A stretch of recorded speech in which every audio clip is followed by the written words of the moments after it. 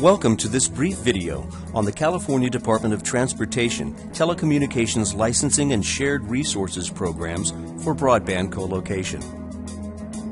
This video guides applicants who are interested in installing and/or operating telecommunications equipment on Caltrans properties.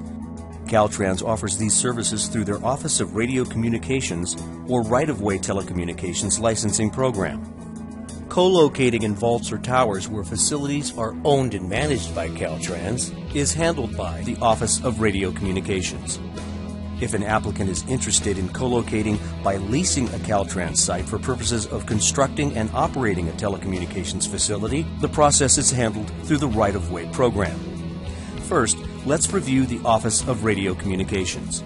Applicants wanting to share vault, antenna, or tower space in a facility owned and managed by Caltrans or facilities owned by Caltrans on leased property would contact the Office of Radio Communications. If the property is leased to Caltrans, co-location will also require approval by the property owner. For telecommunications facilities owned and managed by Caltrans, co-location is accomplished by completing and submitting a Form TD-311 to the Office of Radio Communications. These facilities include mountaintops, maintenance stations, district offices, and traffic management centers. The Caltrans Office of Radio Communications will perform a technical review and determine if co-location is possible. The TD-311 form and guidelines to complete the TD-311 can be found at www.cta.ca.gov/broadband. Submit the completed TD-311 form to Caltrans Division of Maintenance Office of Radio Communications, 1120 N Street, Mail Stop 77, Sacramento, California, 95814. Now let's discuss the Right-of-Way Telecommunications Program. Applicants wanting to install a facility on property owned or leased by Caltrans would contact a right-of-way airspace leasing agent at the appropriate Caltrans district office, which is located at www.dot.ca.gov/localoffice.htm.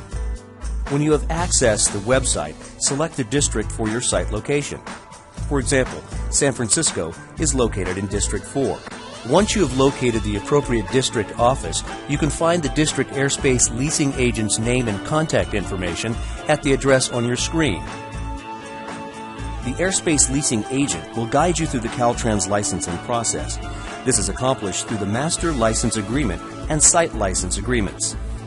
The Master License Agreement is the primary licensing document with standard terms and conditions that are not site-specific, for example, insurance and liability, and is a prerequisite to entering into a site license agreement.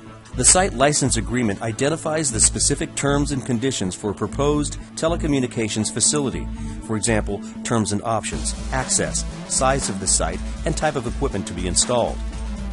If you want to co-locate on a site already leased to a carrier by Caltrans, you would want to contact the carrier directly, and the carrier will request Caltrans approval for co-location. Properties available for leasing include operating right-of-way and facilities outside of the traveled way, for example, maintenance stations, park and ride lots, or other Caltrans facilities where such use can be safely accommodated. A copy of Caltrans Guidelines, Telecommunications Wireless Licensing Program Guidebook, is located at the address on your screen. Thank you for viewing this video on the Caltrans Telecommunications Licensing and Shared Resources Programs.